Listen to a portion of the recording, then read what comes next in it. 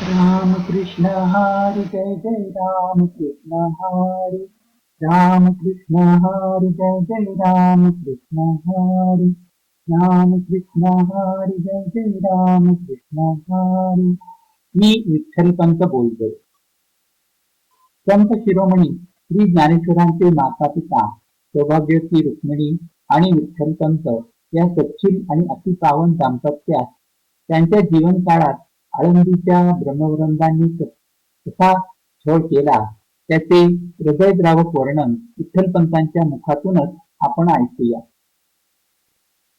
मी विठ्ठलपंत, राहणार वापेगाव. पैठणच्या विद्वत सभेमुळे पैठणच्या विद्वत सभेपुढे न्याय मागण्यासाठी आले आहे. मी पत्नीची संमती गृहीत धरून संन्यास ग्रहण केला होता. परंतु माझ्या गुरुवर्यांना जेव्हा कळले की मी संसार अर्धवट सोडून पत्नीच्या इच्छेविरुद्ध संन्यास घेतला आहे, तेव्हा त्यांनी मला पुनरुपी गृहस्थाश्रम ग्रहण करण्याची आज्ञा दिली. गुरु आज्ञेनुसार मी पुनश्च गृहस्थाश्रम स्वीकारला व आळंदीला राहू लागलो. आळंदीच्या ब्रह्मवृंदांनी आम्हा पती-पत्नींना वाळीत टाकले आहे. गावाबाहेर आम्ही पर्णकुटी बांधून राहू लागलो. परमेश्वराच्या कृपाप्रसादाने आम्हा 3 पुत्र व 1 कन्या प्राप्त झाली. सर्वात मोठा मुलगा निवृत्ती 8 वर्षाचा व धाकटा ज्ञानेश्वर 6 वर्षाचा झाला आहे. दोघांचा उपनयन संस्कार करण्यासाठी मी आळंदीच्या ब्रह्मवृंदांना प्रार्थना केली. त्यांनी मला आपणाकडे पाठवले आहे. मी एक पिता या नात्याने आपणास अत्यंत नम्र भावाने विनंती करतो की आपण माझ्या मुलाच्या उपनयन संस्कार करण्याची अनुमती द्यावी. माझ्या हातून घडलेल्या वरील वर्तनासाठी मी आपण जी सांगाल ती शिक्षा भोगण्यास तयार आहे. पैठणमधील ती विद्वानांची सभा माझ्या वक्तव्याने क्षणभर स्तब्ध झाली. त्या सभेपुढे निर्णयासाठी असा प्रश्न पूर्वी कधीच आला नव्हता. विद्वान ब्राह्मणांनी धर्मसिंधू आदी ग्रंथ पाहण्यास सुरुवात केली. परंतु संन्यास ग्रहण केल्यानंतर पुनरुपी गृहस्थाश्रमात येणाऱ्या व्यक्तीसाठी कुठेही प्रायश्चित्ताचा उल्लेख त्यांना सापडला नाही. निर्णय दुसऱ्या दिवसापर्यंत पुढे ढकलण्यात आला. मी ती रात्र अत्यंत दोलायमान अवस्थेत काढली. प्राप्त काळ होताच गोदावरीचे स्नान केले आणि संध्या व आन्हिक आटोपून त्या विद्वानांच्या सभेमध्ये निर्णयासाठी आलो. ठरलेल्या वेळी सर्व विद्वान मंडळी जमा झाली होती. त्यांनी एकमताने निर्णय दिला की या अपराधाला देहत्याग हेच प्रायश्चित्त आहे. न्यायाचा कागद लिहिला गेला. त्यावर सही शिक्कामोर्तब करण्यात आले आणि तो कागद माझ्या हाती दिला. मी तो न्यायदानाचा कागद घेतला. सभेत नमस्कार करून विनंती केली की आमच्या या प्रायश्चित्तानंतर आमच्या मुलांचा छळ करणे बंद झाले पाहिजे. त्यांच्या मुंजी व्हाव्यात व त्यांना माणसांच्या नात्याने जगता यावे. सभेने या विनंतीचे काहीच उत्तर दिले नाही. मी नाईलाजाने तो न्यायाचा कागद घेऊन आळंदीत परतलो. रुक्मिणी डोळ्यात प्राण आणून माझी वाट पाहत होती. घरात प्रवेश करताच मोठ्या उत्सुकतेने तिने प्रश्न केला, पैठणच्या पंडितांनी न्याय दिला का हो? मी काहीच उत्तर देऊ शकलो नाही. तो न्यायाचा कागद तिला दिला. तो वाचून ती एकदम स्तब्ध झाली. आपण देहत्याग करायचा? या अपराधासाठी त्या धर्ममार्तंडांना दुसरी कोणती शिक्षा नाही का सुचली? या आपल्या अजाण बालकांना आपण कोणाच्या भरोश्यावर सोडायचे? नाही रुक्मिणी, प्रायश्चित्त मी घेणार. मी अपराध केला आहे तेव्हा शिक्षाही मीच भोगली पाहिजे. मी समजावण्याच्या सुरात तिला म्हटले, मला आपल्यापासून वेगळ्या केव्हापासून समजू लागला आहात आपण? प्रत्येक कार्यात माझा अर्धा वाटा आहे ना, तेव्हा प्रायश्चित्त ही दोघांनी मिळूनच घ्यायची आहे. रुक्मिणीला समजावण्याचा मी खूप प्रयत्न केला, परंतु तिची समजूत नाही पटेना. रात्र बरीच झाली होती. दोघांनी 2 घास कसे खाल्ले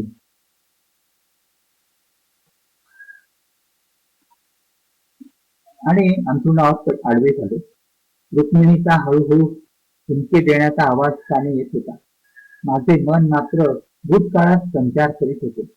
गेल्या 40 वर्षाचा चित्रपट माझ्या डोळ्यासमोरून सरकत होता.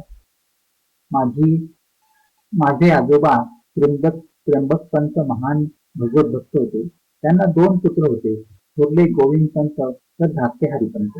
गोविंदपंत हे कुलकर्णी पद चालविण्यासाठी योग्य होते, तर हरिपंत सैन्यात अधिकारी होते.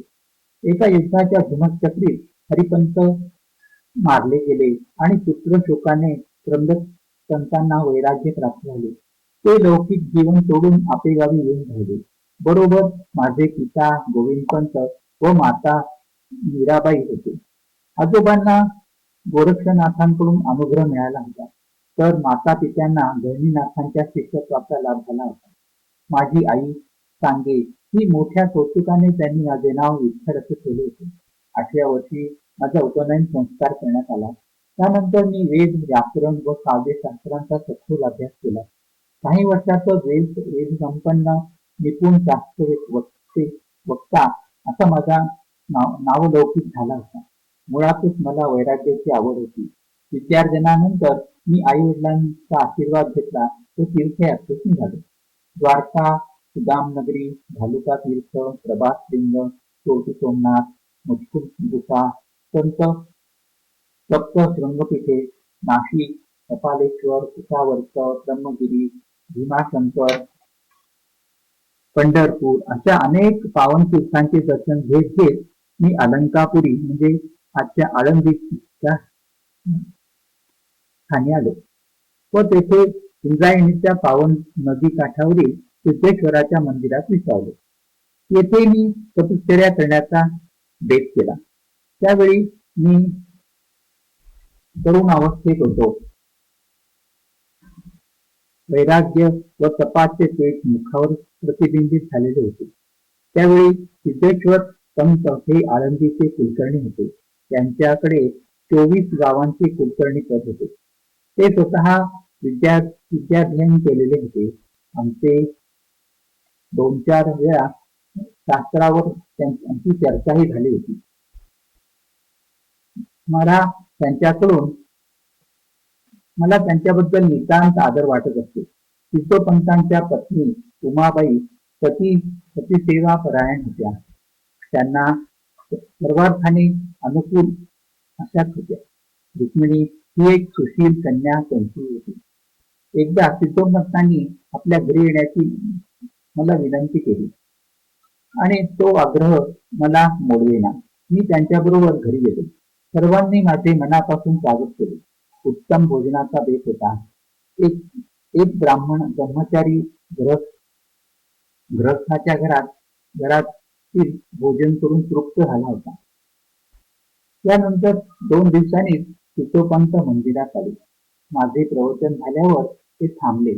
त्यांनी आणलेल्या प्रस्तावाने मी अवाकच झालो. ते म्हणाले, विठ्ठलपंत, काल माझ्या स्वप्नात पंढरीचा पांडुरंग आला होता आणि त्याने मला सांगितले की माझी कन्या रुक्मिणी विठ्ठलपंतांना देऊन कालांतरित कन्यादान कर. आपण माझ्या विनंतीचा विचार करावा. मी अत्यंत विनम्रतेने सिद्धोपंतांना सांगितले, मला अजून श्रीनिवासाची आज्ञा झालेली नाही. आश्चर्याची गोष्ट अशी की त्याच दिवशी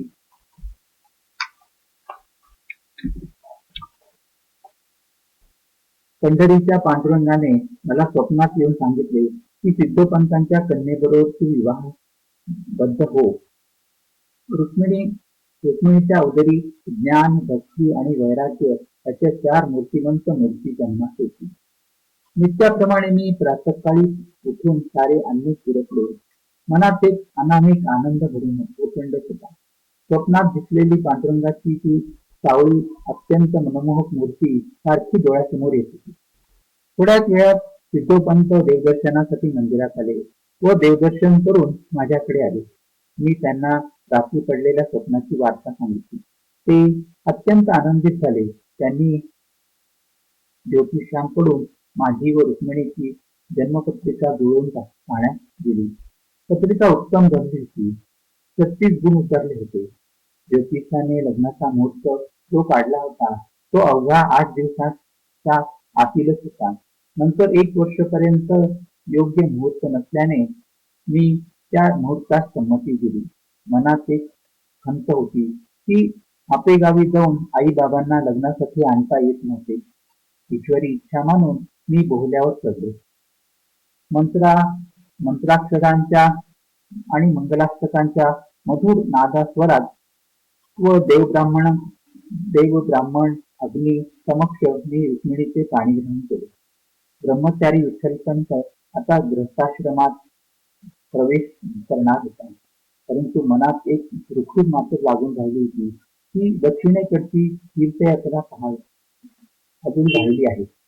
मी सिद्धोपंतांना माझी व्यथा सांगितली. त्यांनी मला राहिलेल्या यात्रा पूर्ण करून शीघ्रतेने आळंदीत परत येण्याची अनुज्ञा दिली. मी दक्षिणेकडील श्रीशैल्य, व्यंकटाद्री, आभोळी, अरुणाचल, चिदंबर, कावेरी, रामेश्वर, गोकर्ण, महाबळेश्वर, हटकेश्वर, कोल्हापूर, पंचगंगा, कराड, माहुली या तीर्थक्षेत्रांचे दर्शन घेत आळंदीला परतले. आता मात्र मला आईबाबांच्या भेटीची अनावर ओढ लागली होती. मी माझा मानस सिद्धोपंतांना सांगितलं. त्यांनी लगेच आम्हाला आपेगावी जाण्याची व्यवस्था केली व स्वतः मामीसह आमच्या बरोबर आपेगावी आले. आई बाबांना आम्हाला पाहून खूप खूप आनंद झाला. रुक्मिणी त्यांना अत्यंत आवडली होती. मी तीर्थयात्रेत निघून जवळजवळ 10 वर्षाचा काळ लोटला होता व ती दोघे डोळ्यात प्राण आणून माझ्या येण्याची वाट पाहत होती. माझ्या येण्याने त्यांची सारे मनोरथ पूर्ण झाले होते. प्रेमळ सासू-सासरे पाहून सिद्धोपंतांना व मामींना अगदी कृतकृत्य झाल्यासारखे वाटले. 1 आठवडा राहून एकमेकांना आहेर करून सजल नेत्रांनी रुक्मिणीच्या मातापित्यांनी आमचा निरोप घेतला आणि आळंदीत प्रयाण केले. थोड्याच काळात रुक्मिणी चाकरी रमली. मी बाबांचा कारभार हाती घेतला व त्यांना मदत करू लागले. दिवस आनंदात चालले होते. परंतु मी सुख अल्पकाळच टिकले. 1 वर्षाच्या आतच आई बाबा दोघांनी या इहलोकाची यात्रा संपवली.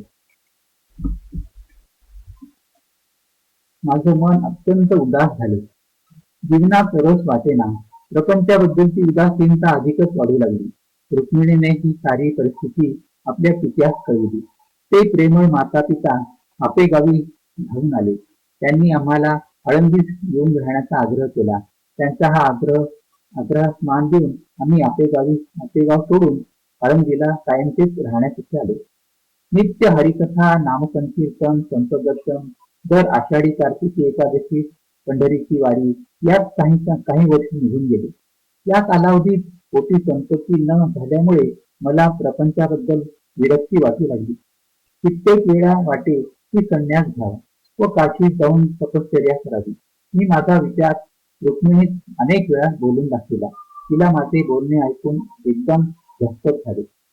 सिद्धोपंतांनी माझी समजूत घातली. ते म्हणाले, संतती प्राप्तीनंतर संन्यासाचा विचार करावा. गावातील 4 थोर व्यक्तींनी सुद्धा मला अर्धवट गृहस्थाश्रम सोडून संन्यास न घेण्याचा सल्ला दिला होता. एवढे झाले तरी माझ्या मनातून संन्यास घेण्याचे खूप जाईना. मी दररोज रुक्मिणीस संन्यास घेण्याची परवानगीसाठी विनवित होतो आणि ती सजल नेत्रांनी त्याला नकार देत होती. परंतु एके दिवशी कंटाळून तिने म्हटले, तुम्हाला काय करायचे ते करा. या तिच्या पडत्या फळाची आज्ञा घेऊन मी तडक काशीत निघालो. कोणास याबद्दल काही सांगितले नाही. मजल दरमजल करीत काशीत येऊन पोचलो. परमपूज्य श्रीपाद स्वामींकडून संन्यास दीक्षा ग्रहण केली. संन्यास आश्रमातील माझे नाव चैतन्य असे ठेवले होते. माझ्या सेवेवर गुरुवर्य श्रीपाद स्वामी अत्यंत प्रसन्न होते. थोड्याच अवकाशात माझी स्वामींच्या प्रिय शिष्यांमध्ये गणना होऊ लागली. परंतु म्हणतात ना, कालाचा महिमा फार थोड असतो, तो कोणीच जाणू शकत नाही. गुरुदेव श्रीपाद स्वामी निवडक शिष्यांना घेऊन तीर्थयात्रेत निघाले होते. दुसऱ्या अनेक शिष्यांप्रमाणे मला काशीच्या आश्रमाची व्यवस्था पाहण्याकरता व दैनंदिन पूजा अर्चा इत्यादी कामासाठी तेथे ताशीतच राहावे लागले. स्वामी तीर्थयात्रा करीत करीत आळंदीस आले. तेथे सिद्धेश्वराच्या देवळात त्यांचा मुक्काम होता. रुक्मिणी नित्यनेमाप्रमाणे अश्वत्थाच्या वृक्षाला प्रदक्षिणा घालून देवळात ज्या ठिकाणी स्वामीजी बसले होते तेथे आली. तिने अतिशय नम्र भावाने त्या स्वामींना नमस्कार केला. सौभाग्यवतीची सारी चिन्हे पाहून स्वामींनी तिला पुत्रवती भव असा आशीर्वाद दिला. तो आशीर्वाद ऐकून रुक्मिणीच्या डोळ्यात अश्रू आले.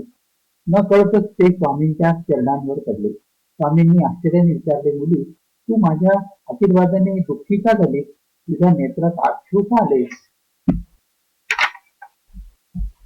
रुक्मिणीने झालेली हकीकत थोडक्यात स्वामींना सांगितली. स्वामींच्या लक्षात आले की 10 महिन्यांपूर्वी आपण विठ्ठलपंत नावाच्या तरुणास संन्यास दिला, तो दुसरा कोणी नसून या रुक्मिणीचा पतीच आहे. तेवढ्यात सिद्धोपंतही तेथे आले. त्यांनी स्वामींना नमस्कार केला व जावई संन्यास घेऊन गेल्यापासून मुलीची मनस्थिती अत्यंत दुःखदायक असल्याचे सांगितले. स्वामींनी सिद्धोपंतास आश्वासन दिले की 2 महिन्याच्या आतच विठ्ठलपंत आळंदीस येतील. स्वामींनी राहिलेल्या 1-2 क्षेत्रांच्या यात्रा रद्द केल्या व ते सरळ काशीस परत आले. आश्रमात येतात स्वामींनी मोठ्या कणखर आवाजात विठ्ठलपंत अशी हाक मारली. तो माऊलीचा आवाज नेहमीच्या प्रेमळ चैतन्या या हाकेपेक्षा अगदीच निराळा होता. माझ्या हृदयात क्षणभर वीज चमकल्यासारखे झाले. मी धावतच आलो आणि माऊलींच्या चरणी नतमस्तक झालो. स्वामींनी म्हटले, गृहस्थाश्रम अर्धवट टाकून तू संन्यास ग्रहण केला.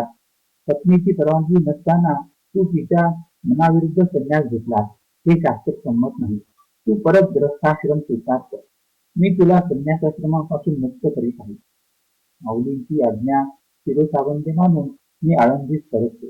माझ्या आगमनाने रुक्मिणीस अत्यंत आनंद झाला. सिद्धोपंत व मामी सुखावल्या. परंतु हा आनंद 1-2 दिवसापुरताच टिकला. आळंदीच्या ब्रह्मवृंदांनी एक सभा घेऊन आम्हास ग्रामबाह्य केल्याचे जाहीर केले. गावातील सर्व लोकांनी आम्हाबरोबर कोणताही संबंध ठेवायचा नाही अशी आळंदीवासियांना सक्त ताकीद करण्यात आली होती. सिद्धोपंत व त्यांच्या कुटुंबियांनी आम्हास ठेवून द्यायचे नाही असे आळंदीच्या कर्मठ ब्राह्मणांनी बजावले होते. या ब्रह्म आज्ञेनुसार मी आणि रुक्मिणी गावाबाहेर सिद्धबेटावर एक पर्णकुटी बांधून जाऊ लागलो. आम्हा समाजाने वाळी टाकले, परंतु तेवढ्यावरच आळंदीच्या कर्मठ ब्राह्मणांचे समाधान झाले नाही. त्यांनी संधी मिळतात ते आमचा छळ करण्यास चुकत नसत. रुक्मिणीला तर वारंवार या अपमानाला तोंड द्यावे लागले, परंतु मोठ्या धैर्याने ती साऱ्यांचे उपहास, निंदा, अपमान सहन करीत होती. आम्ही उभयता मोठ्या शांत चित्ताने ईश्वराच्या चिंतनात आपला वेळ घालवित होतो. या 12 वर्षाच्या ब्राह्मण्याच्या काळात परमेश्वरांनी आम्हा 4 अलौकिक रत्ने दिली. सर्वात मोठा निवृत्ती, दुसरा ज्ञानेश्वर, तिसरा सोपान आणि चौथी मुक्ताई. मुलांच्या बाललीलांच्या कौतुकात काळ कसा गेला ते कळालेच नाही. निवृत्ती 8 वर्षाचा, ज्ञाना 6 वर्षाचा झाला होता. त्याच्या मुंजी कराव्यात या उद्देशाने मी आळंदीच्या ब्रह्मवृंदांना विनंती केली, परंतु त्यांनी संन्यासाच्या मुलांच्या मुंजी आम्ही करणार नाही असा स्पष्ट नकार दिला व पैठणच्या ब्रह्मसभेत न्याय मागण्याची आज्ञा दिली. ही आज्ञा शिरसावंत मानून मी मोठ्या आशेने पैठणला आलो होतो, परंतु पैठणकरांनी जो न्याय दिला त्यामुळे चित्ताच्या क्षणभर थरकापच झाला. अबोध अशा बालकांना सोडून देहत्याग करायचा, या बालकांना कोणाच्या ठाईत सोडायचे? आळंदीकरांनी तर आम्हा सर्वांचा छळ मांडलाच होता. अशा दोलायमान स्थितीत परमेश्वराशिवाय कोणाचाच आधार नव्हता. रात्र संपत आली होती आणि नकळत माझे डोळे मिटले गेले. प्रातःकाळी पक्ष्यांच्या किलबिलाटाने, मैना कोकिळेच्या मधुर आवाजाने जाग आली. बाहेर अजून अंधकारच होता. रुक्मिणी अगोदरच उठली होती. मुलं मात्र अजून झोपलेली होती. रुक्मिणीच्या चेहऱ्यावर मात्र एक निश्चयी भाव दिसत होता. ती माझ्याबरोबर येऊन बसली आणि आणि आम्ही पुढच्या कार्याची रूपरेषा आखू लागलो. मी रुक्मिणीला म्हटले, मुलांना वडिलांपेक्षा आईच्या मायेची साखर अधिक आवश्यक असते. तू राहिलीस म्हणजे मी निश्चितपणे प्रायश्चित्त केली. देहत्यागाची शिक्षा पश्चिमच्या ब्रह्मवृंदांनी माझ्यासाठीच सांगितली आहे. रुक्मिणी म्हणाली, मुलांना जन्म देण्यात, त्यांना वाढविण्यात माझाच मोठा वाटा आहे ना, तेव्हा मी सुद्धा प्रायश्चित्त घेण्याची अधिकारी आहे. रुक्मिणीची समजूत घालणं अशक्यच होतं. आम्ही ठरवलं की गंगेमध्ये देहात समर्पण करायचं. त्यापूर्वी एक दिवस मुलांना चांगलं पुरणपोळीचं जेवण घालायचं. त्यांचे खूप कोडकौतिक करायचे. सारा वेळ त्यांच्या बरोबर घालवायचा. रात्री आपल्या कुशीत झोपवायचं आणि रात्री सारी मुलं झोपली की त्यांना न कळत मध्यरात्रीनंतर घर सोडून जायचं. ठरल्याप्रमाणे दुसऱ्या दिवशी रुक्मिणीने पुरणपोळीचा बेत केला. मुलं खूप आनंदात होती. आम्ही चेहऱ्यावर दुःख दिसू न देण्याचा खूप प्रयत्न करीत होतो. मुलं गोडाचं जेवण करून गाढ झोपली होती. आज रात्री आपल्या अजाण बालकांना सोडून जायचं होतं. मी कागदशाही घेतली आणि बोरू घेऊन लिहू लागलो. सर्वात वर श्री विठ्ठल प्रसन्न असं लिहिलं आणि खाली लिहिलं, परमप्रिय बालकांनो, पैठणच्या विद्वानांनी दिलेल्या न्यायानुसार आम्ही उभयता पती पत्नी देहांत प्रायश्चित घेत आहोत. निवृत्ती ही सर्वात मोठा सर्वांची काळजी घेईल. तो परमपिता परमेश्वर तुमचे कल्याण करीलच. आपला अभागी पिता विठ्ठल पंत. पत्र संपवलं. न्यायाचा कागद पत्रासोबत ठेवला व ते उशी खाली ठेवून मोठ्या जड अंतःकरणाने घराबाहेर पडलो. रुक्मिणीची अवस्था तर फारच दीनवाणी झाली होती. तिचे सारे लक्ष सर्वात लहान असलेल्या मुक्ताईकडे गुंतलेले होते. मायेचे पाठ असे एकदम सोडून घराबाहेर पडणं अतिशय कठीण होते. ती खऱ्या अर्थाने त्या बालकांची माता होती. शेवटी तिला राहवलेच नाही. तुमच्या तोंडातून बाहेर पडलात, परंतु पदराने त्याला थांबवून ती माझ्या मागोमाग निघाली. मध्यरात्र उलटून गेली होती. सकाळ होण्यापूर्वी आळंदीची सीमा ओलांडायची होती ना. आम्ही दोघे चारी मुलांना पंढरीच्या त्या दयाघन परमेश्वराच्या स्वाधीन करून बराबर पावले उचलीत चाललो होतो. हरिओम तत्सत, हरिओम तत्सत, हरिओम.